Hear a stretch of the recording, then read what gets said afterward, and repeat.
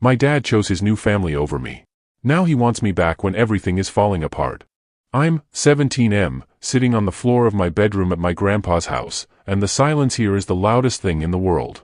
It's been 5 years since I lived with my father, but the way my phone is vibrating against the hardwood floor makes it feel like I'm back in that house, trapped in the hallway, waiting for someone to notice I exist.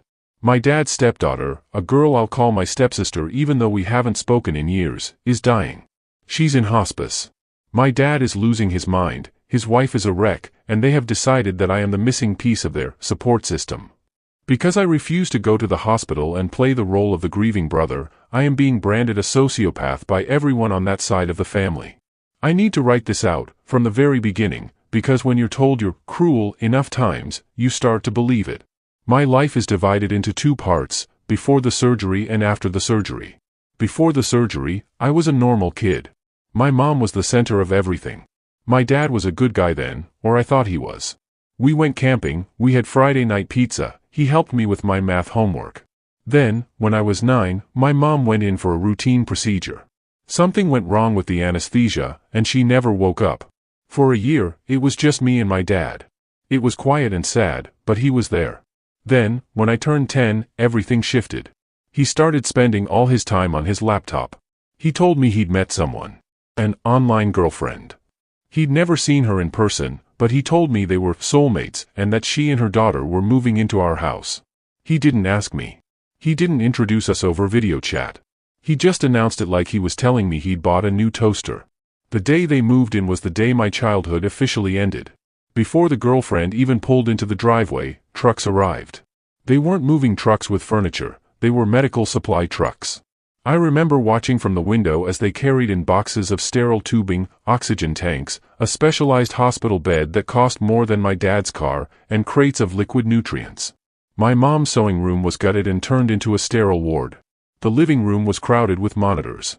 When the girlfriend arrived with her 11-year-old daughter, I realized the scale of what my dad had signed up for.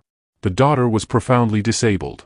She was nonverbal, non-ambulatory, and required 24/7 monitoring. My dad, a man who had barely known how to use a thermometer when I was sick, was suddenly learning how to clear airways and administer injections. He became a stranger. He and his new wife, they married within 6 months, became a 2-person medical team. Because his wife was terrified of something going wrong, she refused almost all outside help. They were offered respite care, meaning professional nurses who would come in for 40 to 60 hours a month so they could sleep or go out. She only ever accepted 1 afternoon a month. And they used that afternoon to go to couple therapy or dinner. I was never invited. I was just the kid in the background who had to be quiet because the real problems were happening in the other room. Between the ages of 10 and 12, I learned that my needs were an inconvenience. I remember a Tuesday night when I had a science project due. I needed poster board and some basic supplies. I'd told my dad about it for a week. When I came to him that night, he was sitting on the floor by the stepsister's bed, holding a suction tube. "Dad, I really need to go to the store," I said. He didn't even look at me. "Not now, me. Her breathing is shallow. We're waiting for the doctor to call back. Use the back of an old box or something. Be resourceful." I ended up getting a D on that project. He didn't even notice. Then there was the bullying. There was a kid 3 houses down who decided I was an easy target because my dad was never outside.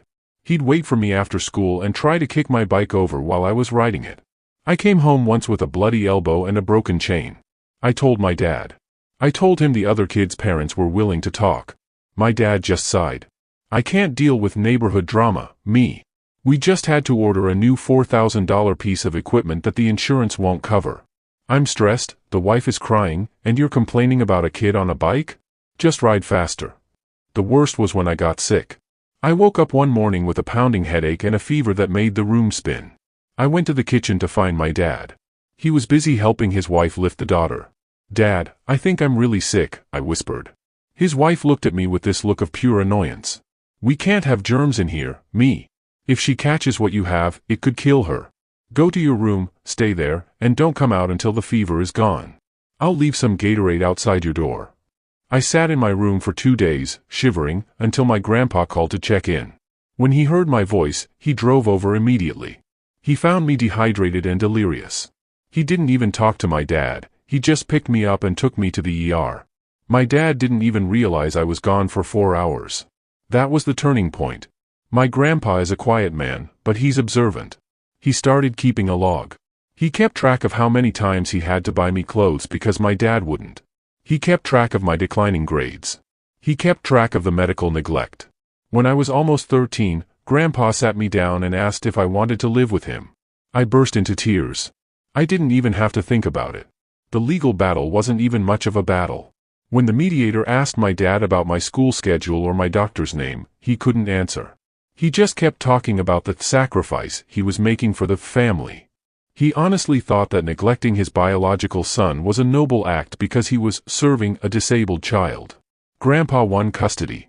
I moved out. For the last 5 years, I've lived in a house where someone actually asks me what I want for dinner. I've lived in a house where I am the priority. My dad became a holidays and birthdays parent.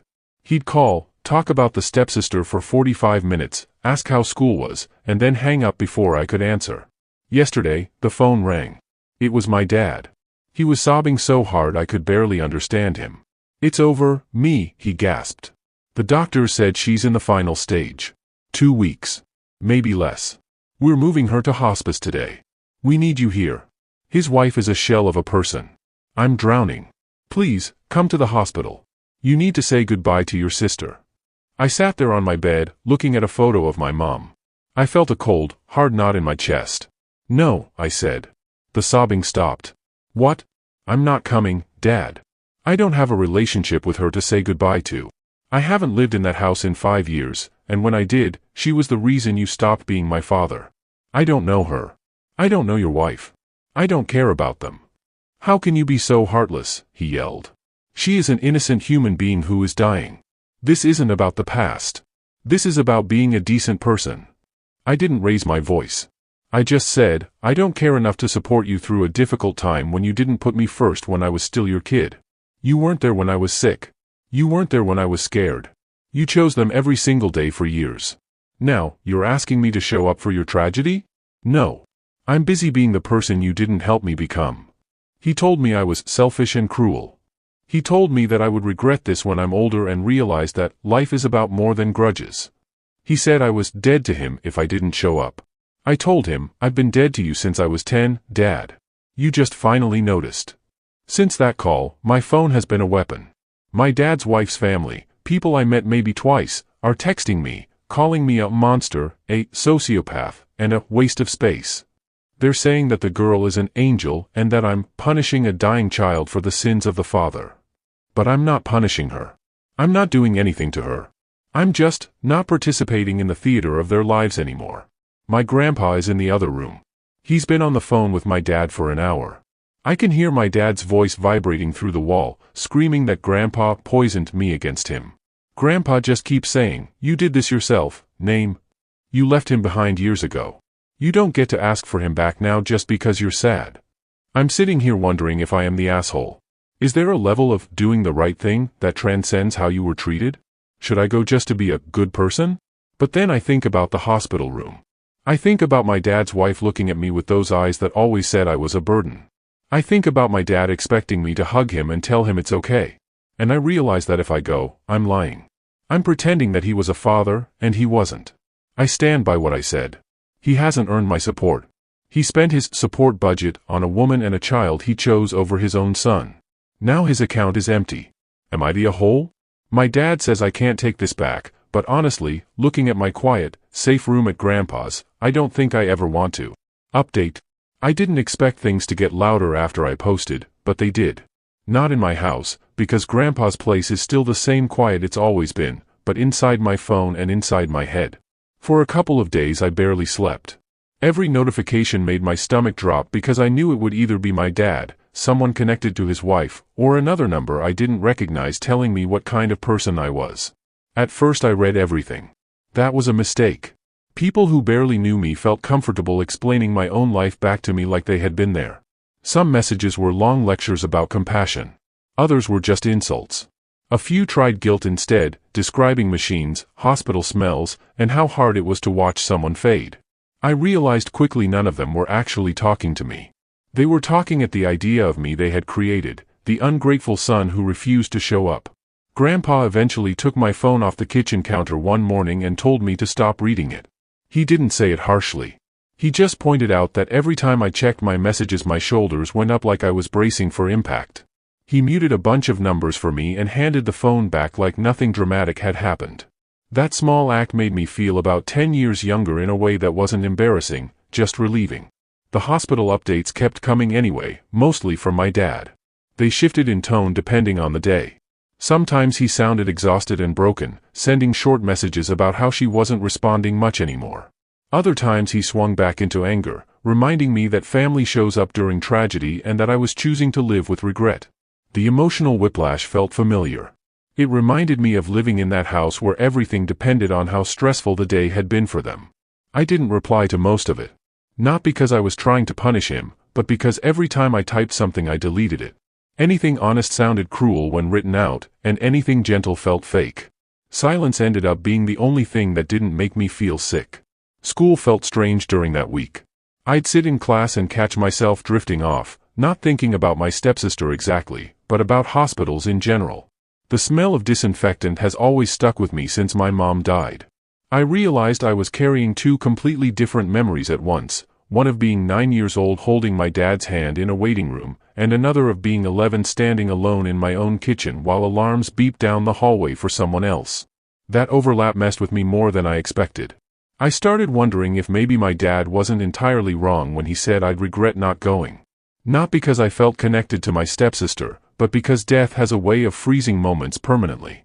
Once someone is gone, there's no changing how the last chapter played out. I talked to Grandpa about that one night while we were washing dishes. He listened the way he always does, quietly, like he's giving you space to hear your own thoughts.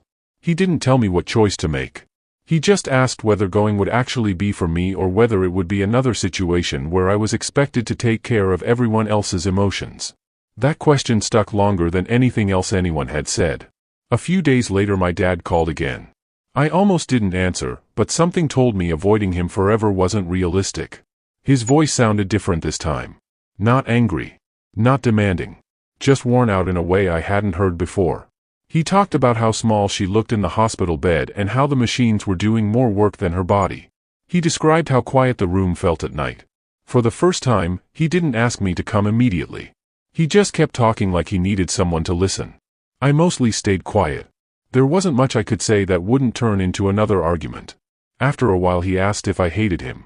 The question came out awkwardly, like he regretted asking it as soon as it left his mouth. I told him I didn't hate him. That part surprised both of us. Hate would have been easier to explain. What I felt was closer to distance mixed with disappointment that never really went away.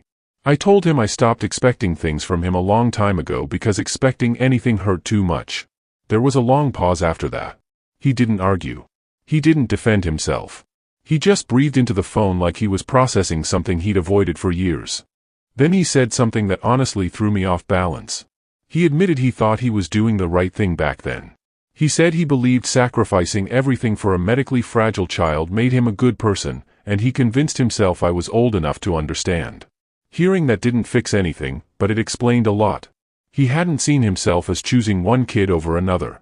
In his mind, he was choosing the child who needed him most. The problem is that need doesn't erase responsibility. I told him that being needed more didn't mean I needed him less. That was the first time I'd ever said it out loud to him. I didn't yell. I wasn't trying to win an argument. It just came out flat and honest. He cried quietly after that. Not loud sobbing like before, just small sounds he tried to hide. I didn't comfort him. I also didn't hang up. We sat there in silence until he eventually said he had to go because nurses were coming in. After that call, the pressure from extended family slowed down. I don't know if he told them to stop or if they just lost interest, but the sudden quiet felt strange. For the first time since all this started, I could think without feeling attacked. 3 days later, Grandpa got a call early in the morning. I knew what it was before he even said anything. He knocked on my door and told me she had passed sometime during the night. My first reaction wasn't sadness. It was relief that the tension was over, followed immediately by guilt for feeling relieved. I sat on the edge of my bed for a long time trying to figure out what emotion was appropriate for someone I barely knew but whose existence changed my entire childhood. Dad texted me later that day. Just a short message saying she was gone and that the funeral would be later in the week. He added that I was welcome to come but understood if I didn't. That wording mattered more than I expected. It was the first time he had acknowledged my choice without attaching a threat or accusation to it. I thought about going. I really did. Not for closure with her, because there wasn't any relationship to close, but to see whether facing that part of my past would help me move forward. I imagined walking into a room filled with people who already disliked me. I imagined the looks, the whispered conversations, the expectation that I would perform grief I didn't feel. In the end, I didn't go. Not out of anger. Mostly because I realized I still wasn't ready to step back into that environment without feeling like the unwanted kid again. That realization felt honest instead of defensive. Dad called me that evening after the funeral. He sounded hollow, like someone who had run out of energy entirely. He told me it was strange packing up medical equipment after years of living around it. The house felt empty in a way he didn't know how to handle. For once, the conversation wasn't about convincing me of anything. It was just two people talking awkwardly after a long distance. We didn't resolve everything. There wasn't some big emotional breakthrough where years of neglect disappeared. He didn't suddenly become the father I needed growing up, and I didn't suddenly feel like offering comfort came naturally. But the conversation stayed calm, and that alone felt new. Over the next week he called a few more times. Short conversations about normal things, school, weather, what I planned to do after graduation. It felt almost unfamiliar hearing him ask questions that weren't connected to caregiving or crisis. I'm not pretending everything is fixed.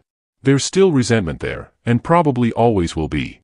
5 years of distance doesn't vanish because of a few conversations. But something shifted slightly. He stopped demanding emotional labor from me, and I stopped feeling like every interaction had to be a battle. The weirdest part is realizing I don't feel like a monster anymore. For a while I thought refusing to go meant there was something wrong with me. Now it feels more like I protected a boundary that younger me never had the power to enforce. Grandpa told me the other night that adulthood sometimes means accepting that relationships settle into imperfect shapes instead of clean resolutions. That seems accurate. My dad and I are talking again, but carefully, like people learning a language neither of us practiced for years. I still don't regret what I said. It was harsh, and I know it hurt him, but it was also true. Pretending otherwise would have been easier in the moment and worse in the long run. Right now life at Grandpa's is normal again. Homework, dinner, stupid TV shows in the evening. The silence doesn't feel heavy anymore. It just feels peaceful. I don't know what my relationship with my dad will look like going forward. Maybe it improves slowly. Maybe it stays distant but polite. What I do know is that showing up for myself didn't turn me into the cruel person everyone warned me about. It just made me honest about what I could and couldn't give. And for the first time since all of this started, I'm not questioning whether protecting myself automatically makes me the bad guy. Thanks for watching. Don't forget to like, share, and subscribe to Daily Tales Update for more such stories.